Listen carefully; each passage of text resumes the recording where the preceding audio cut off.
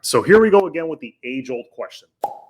Does the star rating system work? Now, for the most part, yeah, I think it's pretty legit. I think they're pretty accurate with their projections more often than they're not. But there are a lot of times when they're not. Now, before I get into this whole argument and what I'm about to tell you, I'm going to take a little sip of my cafecito, fresh brewed, that I just did right now. So cheers. Oh, that's good. All right. So there are other factors, obviously, when rating a college player or rating a potential college player and projecting how well he will perform.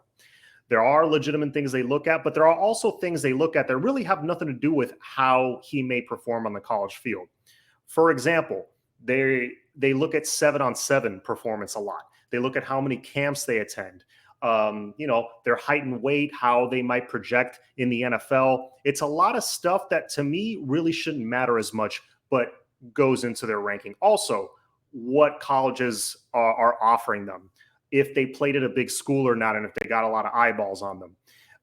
Things like that could skew the rating system. While I think it's one of the best things we have right now, it is definitely flawed. And there is a lot more context that needs to be taken into account, especially when you're looking at like a 3-star player, let's say. So what I did is I did a little experiment to see how legitimate this thing really is. I looked at some of the current top NFL players, and not just some of them. I looked at the 2022 NFL Top 100 that they do every year on NFL Network. I took the top 20 guys just to get like a decent sample size. And saw okay, how many of them were 5-star like studs coming out of high school? How many of them were more developmental guys? And the results kind of surprised me. So I'm going to dive in, and again, please leave a comment and tell me, what you think of the current ranking systems. Are they BS? Are they legitimate? Do they matter? Do they not matter as much as we think? Let's see. I'm going to give you right now the top 20 NFL players and let you know what their ranking was. What if they were a 3-star, 4-star, 5-star, not even rated.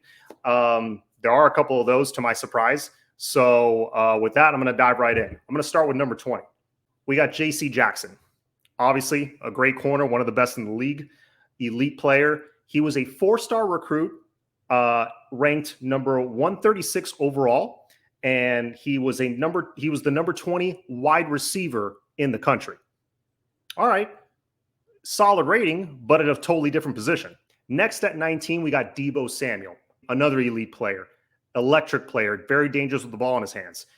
Deebo was a 3-star recruit. So we got one guy that had a great rating, high 4-star, top 150 player, Deebo Samuel, 3-star. Let's keep going.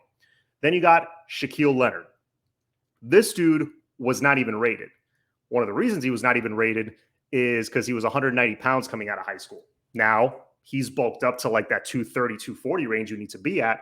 But yeah, Shaq Leonard, not a big time prospect at all. I mean, very, pretty low as a matter of fact for an NFL guy. Next, this one really surprised me because I guess my memory betrays me a little bit.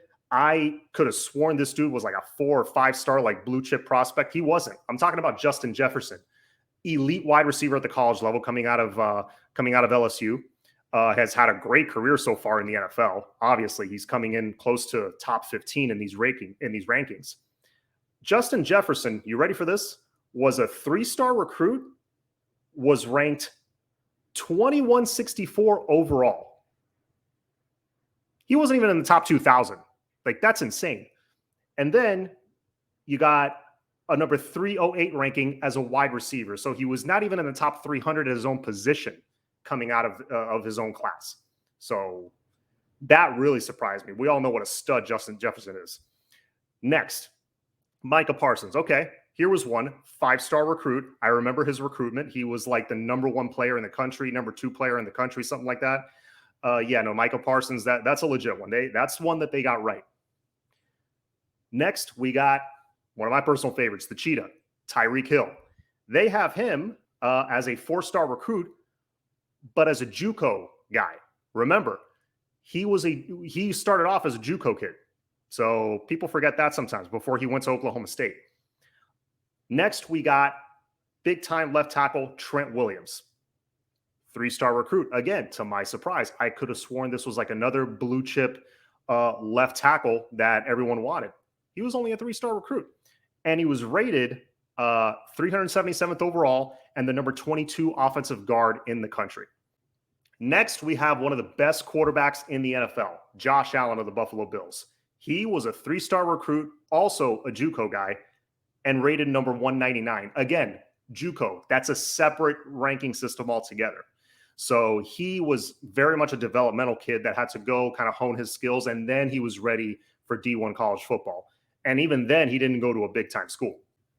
Then coming in at number 12, we got Derrick Henry. That's another one the ranking system got right. Obviously, a 5-star recruit, maybe the greatest Florida high school football player we've ever seen, set all kinds of records in the state of Florida. I mean, Derrick Henry was that dude from the start. Rounding out 20 through 11, number 11, Myles Garrett. I remember his recruitment as well, number 1 player in the country. That's another one that they got right. So now we go into the top 10. At number 10, you got Travis Kelce. 2-star recruit, ranked number, hang on, I got to zoom into this, ranked number 1583 overall, and was the number 85 tight end in the nation coming out of high school.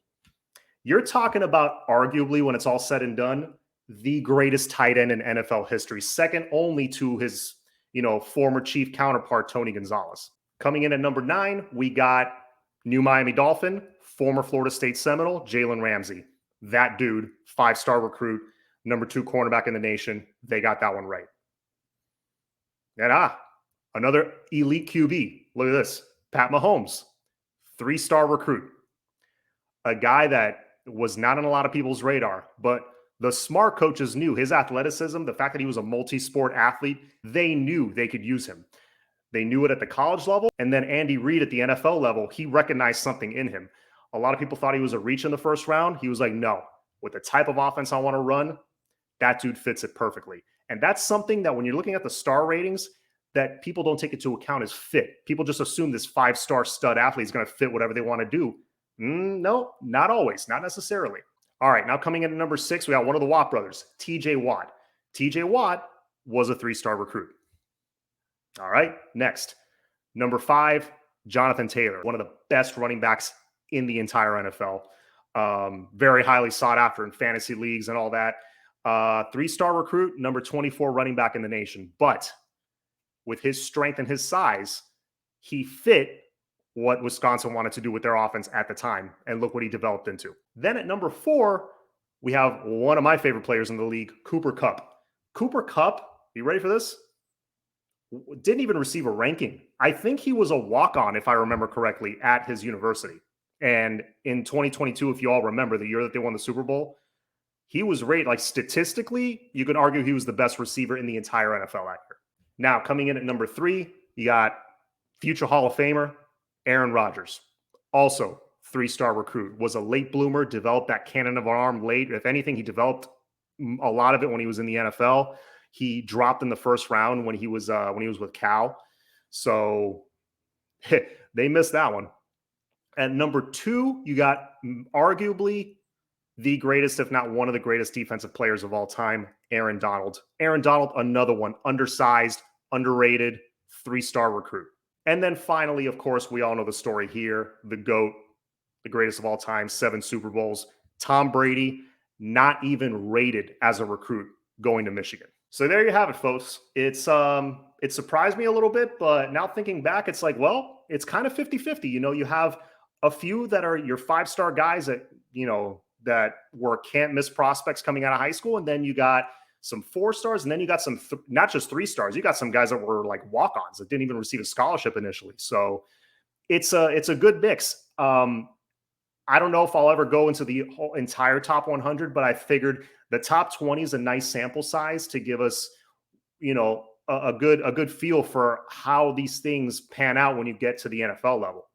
And really, it's a mix. It tells me what I already figured is that fit in your system and fit in your culture are more important than the star rating. Development is way more important than the initial star rating you get in high school. And then, of course, the all important, more important than anything, is your tape. We say it all the time, tape don't lie. So tape, fit, culture fit, all those things, more important to me than the star rating system. Does it have a place? Yes.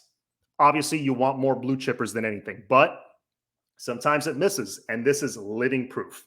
Anyways, guys, please don't forget to subscribe, hit that like button, share, throw down some comments. Let me know what you think. And yeah, I'll talk to you next time. Go Canes.